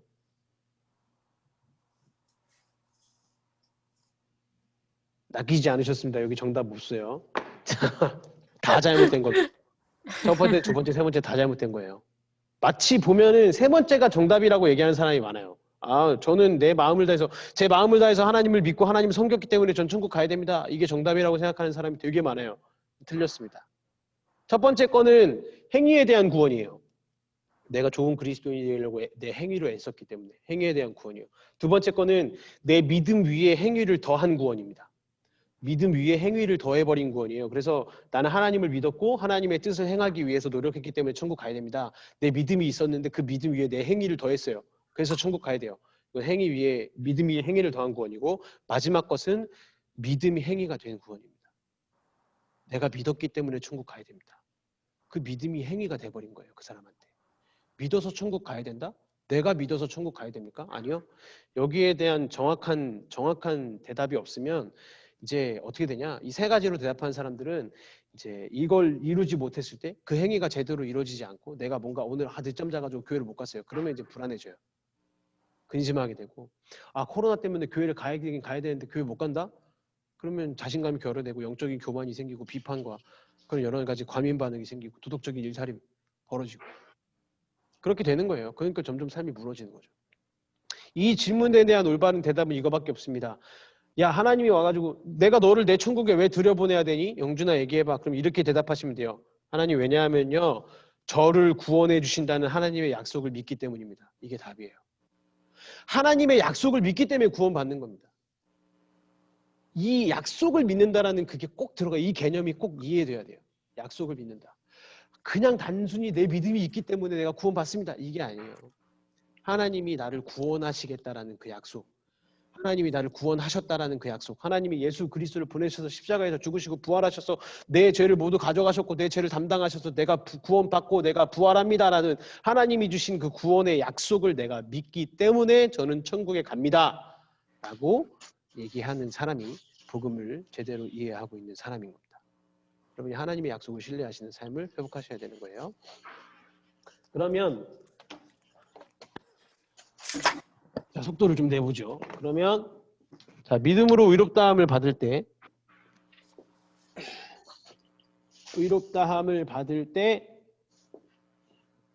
글씨가 뭐가 달라지냐? 무엇이 달라지는가? 이 삶에 대한 얘기입니다. 우리 삶에 뭐가 달라지냐? 우리가 2절에서 3절 말씀을 통해서 달라지는 모습을 보자면 자랑하지 않을 수 있습니다. 2절에서 3절에 아브라함에 대해서 바울이 얘기하는 걸 보면 자랑에 대해서 얘기해요. 그러니까 우리가 믿음으로 의롭다 하심을 받는다는 것을 믿으면 의롭다 하심을 믿음으로 받았어요. 그러면 우리가 뭐가 달라지냐면 우리 삶에서 자랑하지 않게 돼요. 내가 스스로 의롭게 여겨진 것이 없기 때문에 내가 스스로 의로워질 수 없는 사람인 걸 알기 때문에 하나님께 영광을 돌리게 되고 나를 의롭다라고 해주시는 하나님을 인정하게 되고 겸손하게 됩니다. 그래서 자랑하지 않게 돼요. 그리고 6절에서 8절 말씀을 통해서 보자면 위축되지 않습니다. 위축되지 않아요. 내가 스스로 내 죄인이라는 건 알아요. 다윗처럼 스스로 내가 죄인이라는 것은 압니다. 그러나 동시에 우리의 죄가 예수님으로 인해서 덮여졌다는 것도 알아요. 그래서 죄에 대해서 정직할 수 있어요. 내 죄는 이미 예수님이 덮어주셨기 때문에 내 죄를 내가 가린다고 뭐가 달라지지 않아요. 그리고 가릴 필요도 없어요. 예수님이 이미 용서하셨기 때문에. 그래서 내 죄를 다 고백하고 드러내는 거예요. 그렇기 때문에 하나님이 내 죄를 덮어주신다는 걸 이미 알기 때문에 항상 기뻐하고 감사할 수 있는 거죠. 그래서 위축되지 않아요. 내가 죄를 지었구나. 오늘도 나는 죄인이구나. 이런 위축이 없어집니다. 이 믿음으로 의롭다함을 얻은 사람. 그리고 16절 말씀을 통해서 보면 구원의 확신을 누릴 수 있어요. 구원의 확신을 누릴 수 있습니다. 하나님의 약속을 신뢰하기 때문에 약속을 지키시는 하나님의 능력이 그 모든 것을 이루는 것이기 때문에 나를 구원하는 것도 내가 천국에 들어가는 것도 지금 내 삶에 하나님의 복이 임하는 것도 그 모든 것이 약속을 지키시는 그 하나님의 능력에 달려있다는 것을 고백하는 거기 때문에 이 구원의 확신을 제대로 누릴 수 있습니다. 이게 율법에 있는 게 아닌 거예요. 내가 율법을 지키든 못 지키든 여기에 있는 게 아닙니다. 그러니까 율법으로 자꾸 이것을 얻으려고 하는 사람들, 율법으로 뭔가 복을 얻고 내가 기도를 더 많이 하고 말씀을 더 많이 읽어서 묵상을 더 많이 해서 이런 것들로 자꾸 이 은혜의 복을 자꾸 바라는 사람들은 그만큼 무너지게 돼 있어요. 이걸 못하게 되니까. 말씀과 삶 다이어리 1189일인데 진짜 1189일을 하루도 안 빼먹고 하는 분들도 있겠죠. 너무 성실하게. 근데 제가 생각했을 때 대부분의 사람들은 하루 이틀씩 빼먹고 일주일씩 빼먹고 할걸요 아마. 한 3달 하다가 그만두고. 그럼 그 사람들은 이게 만약에 이 자체가 율법의 행위가 내 믿음의 성장과 내 구원을 위한 일이었는데 내가 또 못했네. 이렇게 정죄를 하게 되는 거예요. 그러니까 그런 게 아니라는 겁니다. 약속을 지키시는 하나님의 능력에 대해 모든 삶의 것들이 달려있기 때문에 설사 내가 이걸 못했을지라도 설사 오늘 늦잠을 자서 교회를 못 나갔을지라도 설사 이번에 코로나 때문에 내가 맨날 예배를 못 드리고 그냥 집에만 있을지라도 집에 있어 보니까 유튜브 보기도 싫어가지고 유튜브 예배도 안 보면서 그냥 혼자 집에 있을지라도 그럴지라도 하나님의 약속에 대해 구원이 달려있는 거기 때문에 내가 구원받지 못한다는 게 되는 게 아니라는 거예요. 그걸 잘 알아야 됩니다. 늘 말씀드리지만 그게 우리의 나태함의 뭔가 이 방어 기제가 돼서는 안 돼요. 그렇지만 이 생각이 있어야 된다는 거죠. 그렇기 때문에 내가 죄를 져도 미래를 걱정할 필요가 없습니다. 내가 죄를 져도 하나님은 그 죄를 용서해 주실 거기 때문에. 마지막으로 18절에 대해서 보면 소망이 없을 때 소망을 하게 됩니다. 소망이 없을 때 소망하게 돼요. 상실과 실망과 슬픔에 직면을 해도 소망이 없다라고 느끼지 않는 거예요. 내 삶에 소망이 없구나. 이렇게 느끼지 않게 돼요. 그래서 제 생각에 마커스가 로마서를 굉장히 많이 묵상하는 게 아닌가 싶어요. 그 마커스 찬양에 보면 이런 가사 되게 많죠. 뭐 소망 없는 내 삶에 뭐 주는 완전함. 그러니까 소망 이런 거 없는 거에 대해서 되게 많은 고백들을 해요. 마커스 찬양들을 보면. 로마서를 되게 많이 묵상을 하는 건지. 그러니까 18절에 보면 아브라함이 바랄 수 없는 중에 바라고 믿었다. 아이가 없었던 100살이 넘도록 100살이 되도록 100살 때 아이가 생겼으니까 넘도록은 아니죠. 100살이 되도록 아이가 없었을 때도 바라고 믿었다. 하나님의 약속을 믿었다라는 거예요. 그래서 네 후손이 이같으리라 하신 말씀대로 많은 민족이 조상이 됐다는 거죠. 그러니까 결국 소망이 없는 상황 속에서도 하나님의 약속을 믿음으로 소망을 하게 된다는 겁니다. 우리 삶도 마찬가지인 거예요. 우리 삶에 너무 힘들고 고통스럽고 막 우리 주변에 막 있잖아요. 몇 년씩 시험 준비를 하는데 시험 붙지는 않고 맨날 고시생으로 공부만 하고 그런 소망 없는 상황 속에서도 하나님이 나를 향한 약속, 확실한 약속이 있다면 하나님이 나에게 부어주신 확실한 비전이 있다면 거기서 소망할 수 있다는 거예요. 그래서 우리 삶에 정말 중요한 게 그 비전을 발견하느냐 발견하지 못하느냐가 진짜 중요한 겁니다. 여러분 아직까지도 하나님 주신 꿈과 비전이 없다면 그걸 위해서 기도하셔야 돼요. 그 비전이 확실하게 생기면 그 비전만 명확하게 있으면 내가 어떤 삶에 처하고 어떤 상황에 무너짐을 당해도 그 비전 가지고 다시 소망할 수 있는 힘이 생기는 거예요. 하나님이 약속을 하신 겁니다. 그 약속이 없다면 그 약속을 찾기 위해서 기도하셔야 됩니다. 이미 하나님은 주셨을 수도 있어요. 내가 발견하지 못한 거일 수 있습니다. 그렇기 때문에 그 비전을 위해서 비전의 약속을 위해서 기도하셔야 돼요. 그 비전의 약속이 있으신 분들은 그것을 계속해서 소망할 수 있기를 기도하셔야 되고요. 그러면 마지막 아까 처음에 했던 질문 다시 한번 던져볼게요. 믿음이 뭡니까? 그게 믿으면 뭐가 좋죠?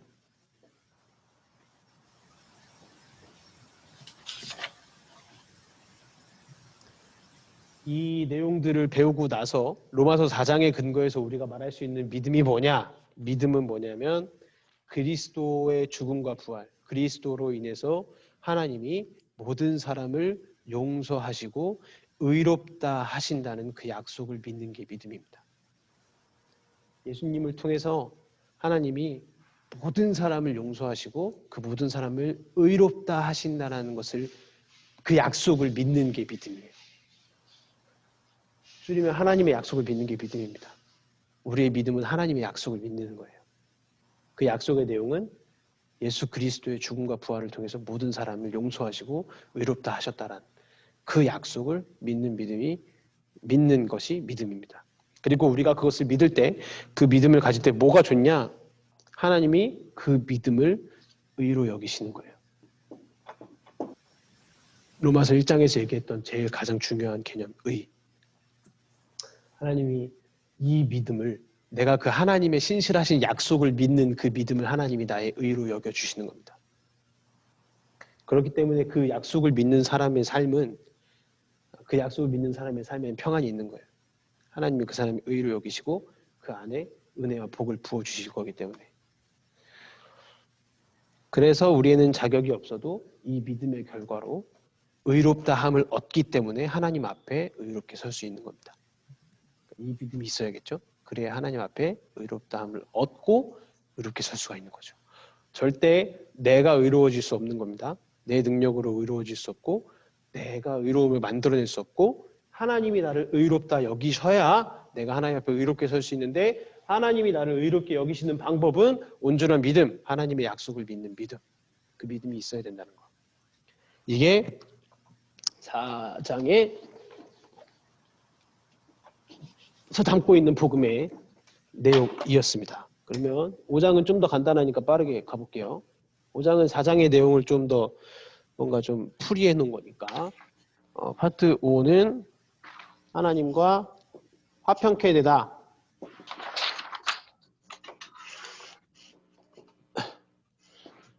그래서 의롭다 하심을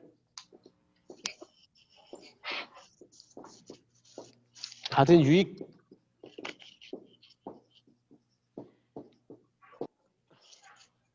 파트 5입니다.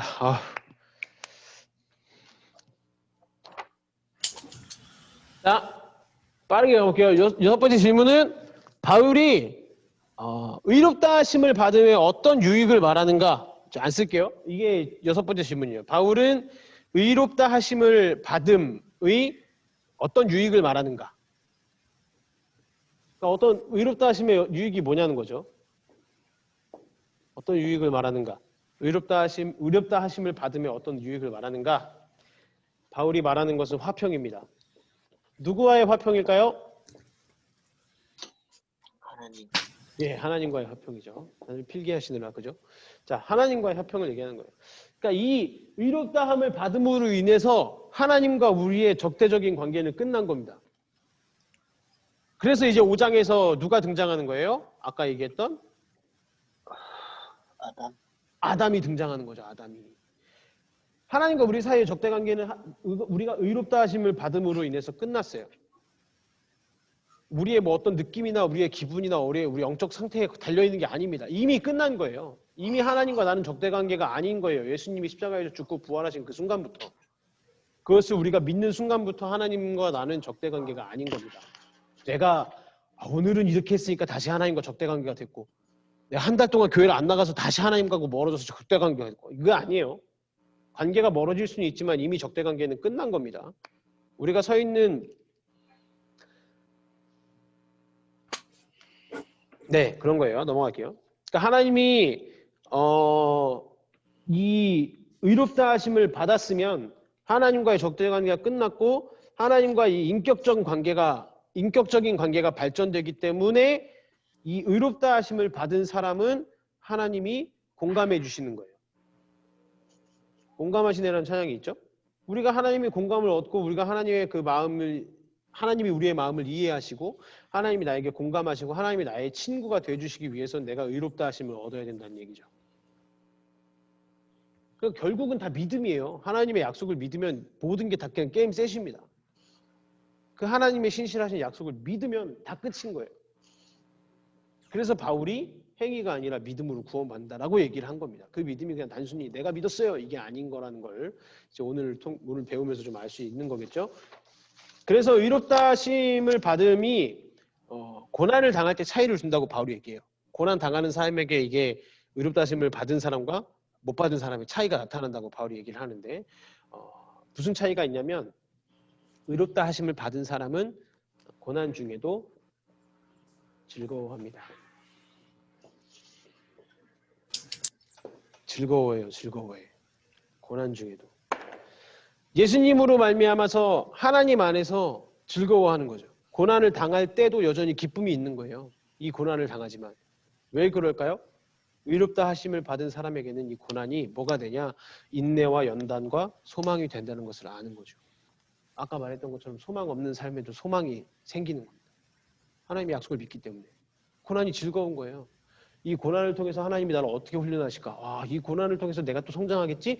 아, 이 고난을 통해서 나의 믿음이 온전히 하나님께 드려지겠지? 이 고난의 시간들을 통해서 하나님이 내 삶을 온전히 이끄시겠지? 이 고난의 상황들을 통해서 하나님이 새로운 소망으로 인도하시겠지? 이런 믿음이 자연스럽게 나타나는 겁니다. 의롭다 하심을 받은 사람. 인내라는 것은 일편단심이에요. 인내는 일편단심입니다.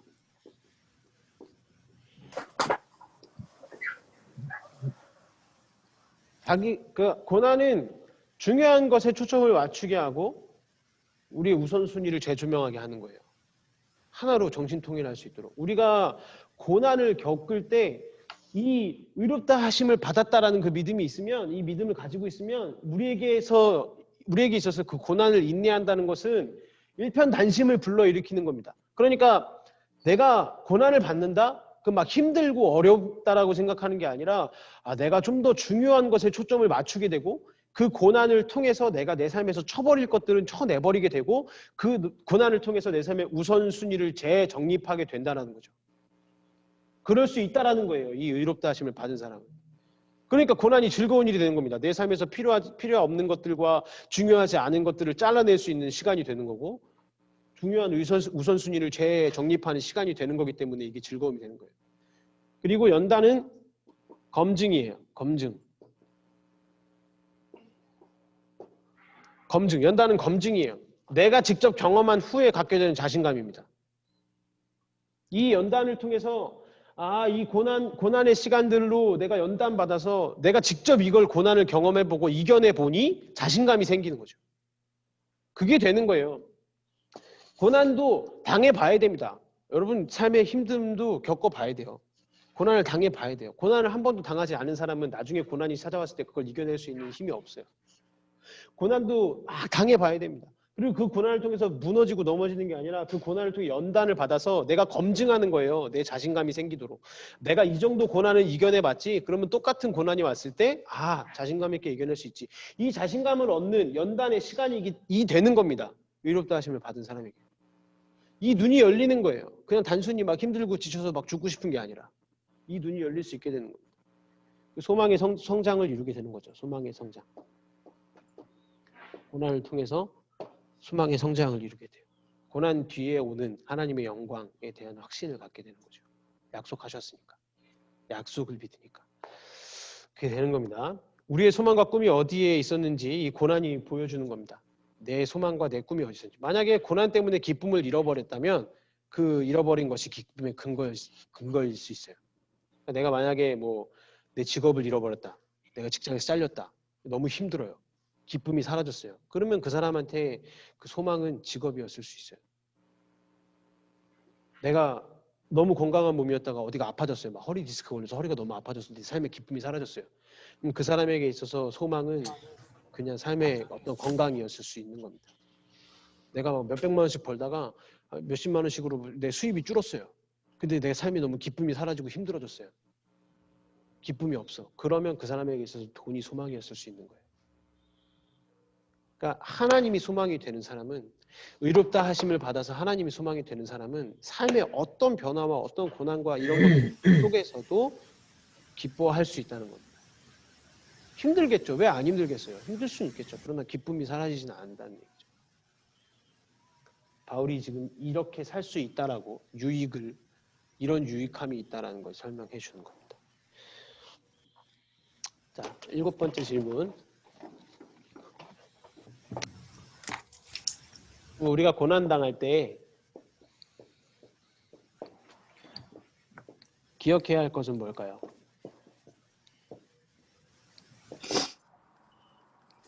우리가 고난당할 때 기억해야 할 것. 여러분 개인적으로 한번 경험했던 그 어려움과 시련을 한번 생각해 보세요. 물론 누군가는 지금도 겪고 있을 수 있어요. 힘든과 어려움을. 어려움의 순간을 지금 지나고 있는 분들도 있을 수 있죠. 개인적으로 생각해 보세요. 그 고난의 시간이 어떻게 나로 하여금 뭐 더 기도하게 하고 하나님 안에서 가진 것에 더 주목하게 만드셨나요? 아니면 덜 그렇게 되도록 만들었나요? 힘들어서 덜 기도하게 하고 아 힘든데 기도는 무슨 기도야. 아 힘든데 소망이 어디 있어. 예배는 무슨 예배야. 좀 오늘 집에서 쉬어야지. 그렇게 만들었나 보라는 거예요. 이 고난으로 인해서 내가 하나님을 더 찾게 됐는지 아니면 이 고난으로 인해서 하나님과 더 멀어지게 됐는지를 보라는 겁니다. 그 고난이 나를 어떤 검증된 인격으로 더 만들어가고 뭔가 덜 안단하거나 덜 두려워하게 만들었는가 아니면 그 고난 때문에 더 두려워하면서 내 인격을 뭔가 재정비할 수 있는 시간 없이 그렇게 보내게 만들었는가 이걸 보라는 겁니다. 이걸 비교해 보라는 거예요. 내가 지금까지 개인적으로 겪었던 고난들. 여기서 우리가 이 의롭다 하심을 받은 사람인지 아닌지 알 수 있다는 겁니다. 내가 하나님의 진짜 신실한 약속을 신뢰하고 있는지 아닌지를 여기서 알 수 있다는 거예요. 내가 고난 받는 모습을 통해서. 만일 이 고난을 통해서 이 하나님의 신실하신 약속을 믿지 못하는 그런 모습이 있었다면 그것은 과연 하나님이 진짜 나와 함께 하시지 않은 건지 하나님이 내 고난을 다루지 않고 하나님이 내 고난에 함께 하시지 않은 건지 아니면 내가 하나님과 충분한 시간을 보내지 않은 건지 이걸 점검해 봐야 된다는 거예요. 진짜로 하나님이 내 고난에 그냥 나를 내팽겨 주시고 가만히 두신 건지 아니면 내가 그만큼 하나님과 충분한 시간을 보내지 않고 하나님이 내게 주신 그 고난의 시간들을 묵상하지 않았기 때문인지를 보라는 거예요. 우리가 이걸 기억해야 된다는 겁니다. 고난을 만났을 때 이 고난이 나로 하여금 무엇을 하나님과 멀어지게 하는 건지 가깝게 하는 건지 이걸 계속해서 비교하면서 기억하면서 비교해보고 하나님이 원하시는 방향으로 그 고난을 만들어 가야 된다는 거예요. 여러분들 앞으로 고난을 대처하실 때 이렇게 대처하셨으면 좋겠어요. 자, 8번째 질문. 죄와 사망이 세상에 들어오게 된 이유. 여기서 이제 아담과 그 예수님에 대한 얘기가 나오죠. 죄가 세상에 들어오게 된 이유. 여기서부터 이제 내용이 조금 간단합니다. 죄가 세상에 들어오게 된 이유. 그리고 누구에게 영향을 미쳤냐? 이건 다 알죠? 죄가 세상에 들어오게 된 이유는 누구죠? 아담이죠. 한 사람이에요, 한 사람. 아담 때문에 죄가 세상에 들어왔습니다. 원래 아담이 선악과를 따먹기 전에는 죄가 없었어요. 에덴 동산에서 하나님과 기쁨으로 교제하고 관계하면서 막힌 담이 없었습니다. 이들은 진짜 하나님하고 동산을 거닐기도 하고 그랬잖아요. 그러니까 막힌 담이 없이 아무것도 없이 죄가 없는 삶을 살다가 이들이 첫 죄를 짓죠. 아담이 하나님의 말씀을 거역하는 거짓으로 점철된 첫 죄를 져요. 그렇기 때문에 이 아담이 뭐냐면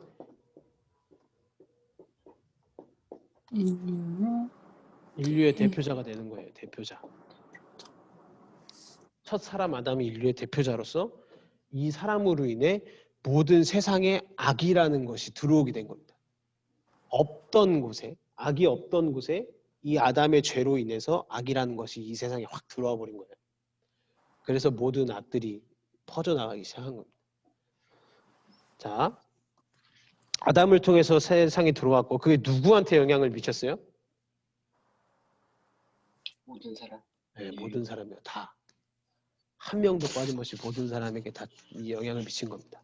그래서 이 사람이 인류의 대표자인 거예요. 아담 한 사람의 대표자로 인해서 죄와 사망이 세상에 들어왔고 그러니까 아담 때는 사실 뭐 알 수는 없지만 아담 때는 죽는다는 개념이 사망의 개념이 없었던 거죠. 사망의 개념이 없었던 거예요. 근데 죄가 들어오면서 사망이 돼버렸어요. 왜냐하면 하나님이 뭐라 그랬어요? 네 선악과 따먹으면 어떻게 된다 그랬죠? 죽는다. 정령 죽으리라 그랬잖아요. 그러니까 선악과 따먹기 전에는 죽을 일이 없었던 거예요. 사망이라는 개념이 없었어요. 근데 선악과를 따먹으면 정령 죽으리라 했으니까 죽음이 생긴 겁니다. 죄와 사망이 아담으로 인해서 이 세상에 들어왔고 그리고 그것이 모든 사람에게 영향을 미친 거죠. 자, 그러면 예수님과 아담을 비교해 볼까요? 자, 아담은 뭘 했죠? 하나님의 죄. 약속을 저버리고 죄를 이 세상에 불러 들어왔어요. 그럼 예수님은 뭐 하셨죠? 구원. 그렇죠, 구원. 좋아요. 자, 아담은 죄고 예수님은 구원이에요. 이게 서로 행한 겁니다. 무엇을 했는가? 아담은 죄를 불러일으켰고 예수님은 십자가 구원을 행하셨어요. 그리고 그러면 그 행동이 어떤 영향을 미쳤는가? 아담은 얘기했죠. 아담의 행위는 이 세상에 죄와 사망을 들어왔어요. 불러일으켰어요. 예수님의 구원의 행위는 뭘 가져왔어요? 은혜를 가져왔죠. 은혜. 사실 뭐 많은 걸 얘기할 수 있어요. 근데 은혜를 가져왔다. 근데 중요한 개념은 이 예수님이 행하신 이 은혜의 구원의 사건이 아담이 행한 죄와 사망을 불러일으킨 것보다 크다는 겁니다. 예수님은 하나님이시기 때문에 예수님의 구원의 행동이 아담의 죄를 불러일으킨 그 행동보다 훨씬 큰 거예요. 강력한 거예요. 그래서 아담의 죄까지 포함한 모든 사람의 죄를 덮으시는 겁니다. 그래서 모든 죄인들이 의롭다 하심을 받을 수 있게 예수님이 구원의 사역을 하신 거죠. 예수님의 십자가가 없었으면 모든 사람이 의롭다 하심을 받을 수 없었던 거예요. 그러나 예수님의 이 십자가 사역으로 인해서 모든 사람이 의롭다 하심을 받는 구원이 이루어질 수 있었어요. 그렇게 봤을 때 예수님은 또 한 명의 뭐겠어요? 대표자? 대표자인 거죠. 죄의 대표자, 구원의 대표자예요. 공통점입니다. 아담과 예수님의 공통점은 대표자라는 거예요. 아담은 불순종함으로 우리를 범죄자로 만든 이 죄와 사망을 불러온 대표자고 죄의 대표자고 예수님 그 순종하심으로 말미암아서 우리에게 의를 허락하시는 의롭다 하심을 부여하시는 구원의 대표자입니다. 자, 마지막 이게 아담과 예수님의 비교가 9번이었는데 9번을 빼먹었네. 아담과 예수님의 비교가 9번이었어요. 질문 9번. 질문 9번이 아담 vs 예수님이었습니다. 지금 내용이요. 다음 10번. 하나님이 대표자를 통해서 우리를 다루신다는 것이 좋은 소식인 이유가 뭘까요?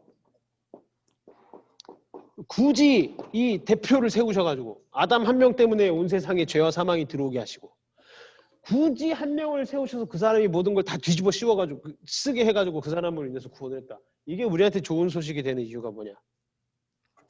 마지막 질문입니다. 오늘 우리는 아담의 죄를 통해서 죄를 짓는 존재가 됐어요. 그죠?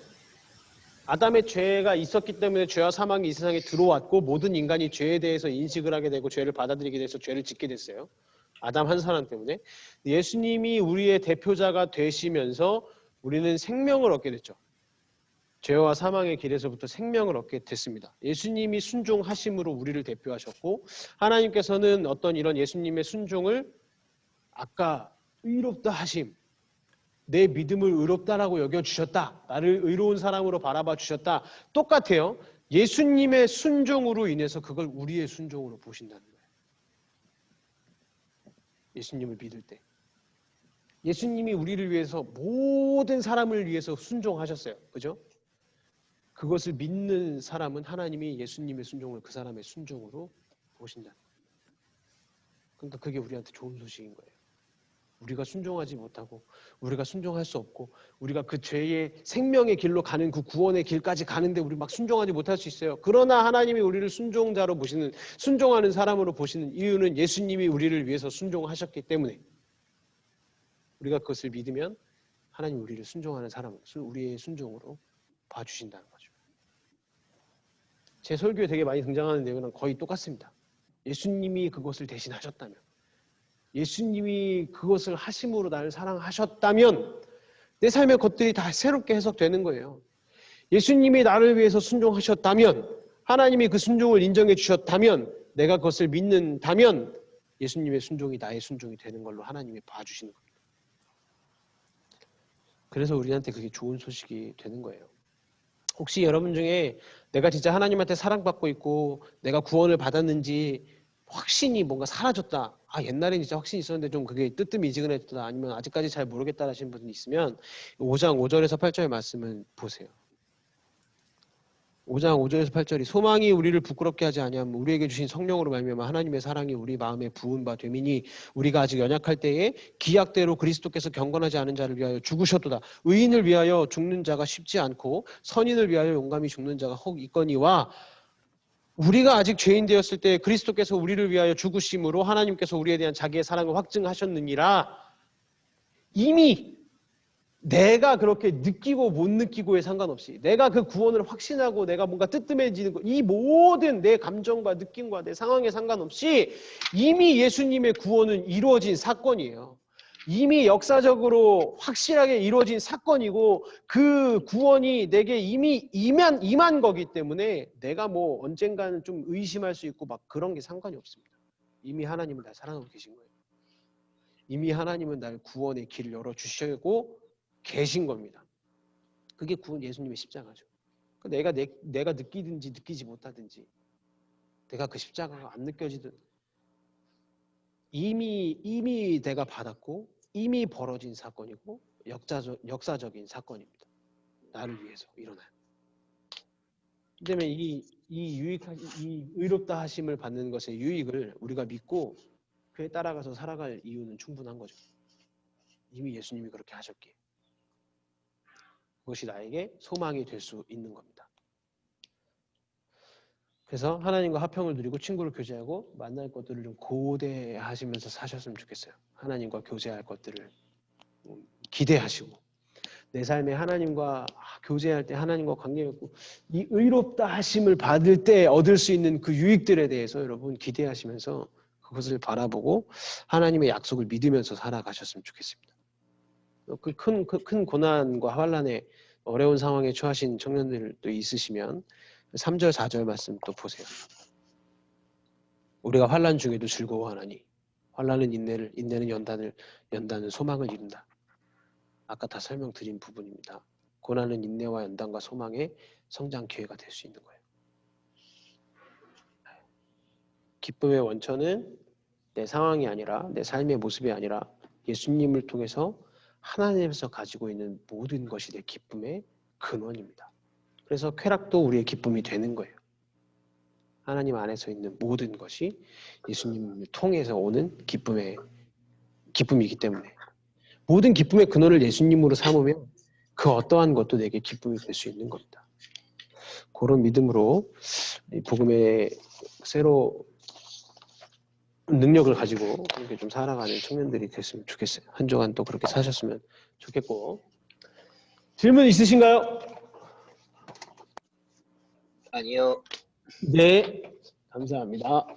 그러면 같이 기도하고 마치겠습니다. 지난 기도하실 때에 두 가지만 좀 기도하고 마칠 건데요. 첫 번째로 믿음으로 의롭다 하심을 받는다는 것을 우리 삶에 어떻게 적용할지 한번 생각하면서 기도해 보셨으면 좋겠어요. 하나님이 주셔야 할 내 삶의 그 약속을 신뢰하는 믿음의 부분이 어디인지, 뭐 내가 비전이 없다면 뭔가 비전을 좀 더 꿈꾸는 것, 비전을 하나님께서 부어주시기를 기도하시고, 그 믿음으로 의롭다 하심을 받는다. 내 삶의 어떠한 부분이 하나님의 약속을 더 믿음으로 나아가야 할지, 내 삶의 어떠한 것이 더 하나님 앞에 믿음으로 바로 설 수 있을지, 내 삶에 뭐 지금 내가 다니고 있는 학교 생활이라든지 가정 생활이라든지 직장 생활이라든지 내 사업장과 일터 속에서 내가 어떠한 부분으로 하나님 앞에 의롭다 하심을 받으면서 살아갈 수 있을지 좀 더 우리 기도하면서 하나님 그것을 깨닫게 해주셔서 내가 믿음 가지고 하나님의 약속을 믿는 그 믿음으로 하나님 앞에 의롭다 하심을 얻어서 그 유익들을 온전히 누리며 살아가는 삶을 살아갈 수 있도록 하나님께서 내 삶을 함께 해달라고 우리 기도했으면 좋겠고, 두 번째로는 예수님이 우리 모든 인류의 대표자로 나 대신에 순종하셔서 죽으시고 부활하신 사실을 고백하시면서 이번 한 주간의 삶 속에서도 내가 죄의 유혹을 받을 때, 내가 죄를 지었을 때에도, 내가 뭐 기도를 할 때에도, 직장 생활을 할 때에도 내 모든 일상 속에서 이 사실이 예수님이 내 대표자가 되어주신다는 그 사실이, 예수님이 내 죄를 모두 담당하셨다라는 그 복음의 기쁜 사실이 내 삶의 유의미한 사실이 되기를 위해서 기도하셨으면 좋겠습니다. 우리 이 시간 같이 한 마음을 다해서 기도하고 제가 마지막으로 기도하고 우리 같이 이 시간 마치도록 하겠습니다. 같이 기도하겠습니다.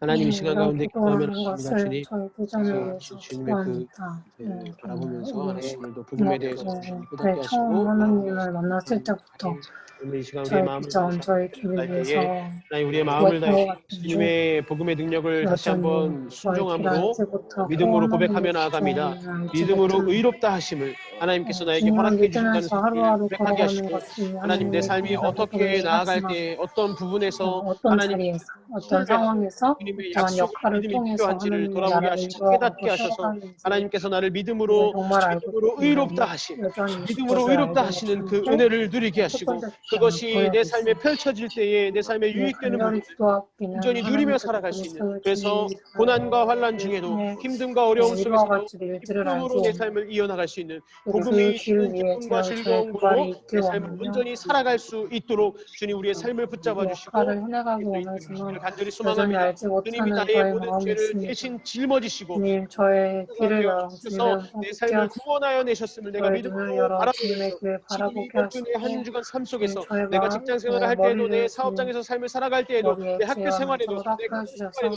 모든 내 삶의 저를 위해 자리에 세우신 저를 통해 예수님 세우신 나의 저희 길을 구원자들 하나님의 주시는 계획을 있길 유의미한 원합니다. 사실이 되어질 수 주님 있도록 또한 하나님 오늘 내가 배운 믿음으로 것 그것을 가지고 한 주를 고백하며 살아갈 주님이 때에 나를 위해서 저의 순종하셨다는 부족함, 사실 저의 하나님 그것을 연약함 믿음으로 다 바라보면서 아시는 더 주님 이상 내 다 자신을 아시고도 정죄하지 나를 아니하고 의롭다 하시고 나를 또 어떻게 나를 바라보고 구원해준 믿음으로 주님의 그 고백하며 은혜에 하나님 앞에 주님 그 은혜를 온전히 기억하며 그 나아갈 수 은혜에 있는 우리의 삶이 될 감사하며 수 있도록 주님 그 은혜의 기쁨으로 나아가는 그 매일 한순간 살아가는 제가 될 수 있도록 하나님 주님 붙잡아 주시옵소서. 도와주시고 주님께서 함께하여 주시옵소서. 눈으로 바라보게 하시고 하나님 오늘도 로마서 말씀을 통해서 주님 귀한 복음의 진리를 깨닫게 하시니 감사합니다. 하나님께서 우리에게 알려주신 이 복음의 내용들 우리의 믿음 하나님이 약속하신 것들을 믿는 믿음으로 우리를 의롭다 하셨다는 것을 우리가 고백하며 살아갈 수 있는 믿음을 허락해 주시고 우리의 삶에서 믿음으로 의롭다 하심을 받은 그 삶의 유익이 어떠한 것인지를 오늘 배웠으니 이 유익을 우리의 삶 속에 기쁨으로 충만히 누리며 살아가는 청년들의 삶이 될 수 있도록 고난 중에도 즐거워하고 또 소망 없는 삶에도 소망하며 주님의 약속을 붙잡고 신뢰하며 살아가는 우리의 삶이 될 수 있도록 주님께서 우리를 붙들어 주시고 우리와 함께해 주시옵소서. 또한 예수님이 우리의 모든 죄를 짊어지시고 이미 그 모든 죄를 대속하시고 십자가에서 죽으시고 부활하셔서 우리의 대표자가 되어 주셨다는 사실을 우리가 오늘도 다시 한번 믿음으로 고백하며 나아가오니 이것이 내 모든 삶의 전반적인 부분에서 내 삶의 가정과 직장과 일터와 사업장과 학교와 그 모든 삶의 자리에서 유의미한 사실이 되어서 내가 이 복음의 복된 소식을 가지고 내 삶을 믿음으로 담대히 기쁨으로 살아갈 수 있도록 하나님 은혜를 부어주시고 깨닫게 하시고 인정하게 하시고 고백하게 하시고 주님 복음 안에서 살아갈 수 있도록 함께해 주시옵소서. 감사를 드리며 이 모든 말씀 예수님의 이름으로 기도드립니다. 아멘. 여러분 오늘도 고생하셨습니다. 아이고 수고 많으셨고 다음 주에는 숙제 알려주세요. 네 지금 저희가 몇 장까지 있었죠? 7장. 8장까지 있었죠. 8장. 7장까지 7장이에요, 7장이. 7장까지 있었으니까 다음 주는 8장까지만 써오겠습니다. 네. 아니다. 네. 우리가 8, 9장까지 와서 저희가 16장까지 있으니까 8장, 9장. 8장, 9장. 9장까지. 네, 8장, 9장. 어우, 그리고 다음 주에 중간 점검을 또 한번 해야겠네요. 8장, 9장. 재준이가 그 공지 올려주시고 숙제 올려주시면 좋을 것 같고요. 그래서 네, 또 질문 없으시죠? 그러면 네, 다음 주에 또 로마서 강의 시간에 기쁨으로 만나도록 하겠습니다. 오늘은 여기서 인사하고 내일 교회에 오실 분들 교회에서 뵙고 내일 유튜브로 보실 분들 유튜브에서 뵙고 내일 뵙도록 하겠습니다. 내일 예배를 위해서도 기도해 주세요. 예. 네, 고생하셨습니다. 감사합니다. 네.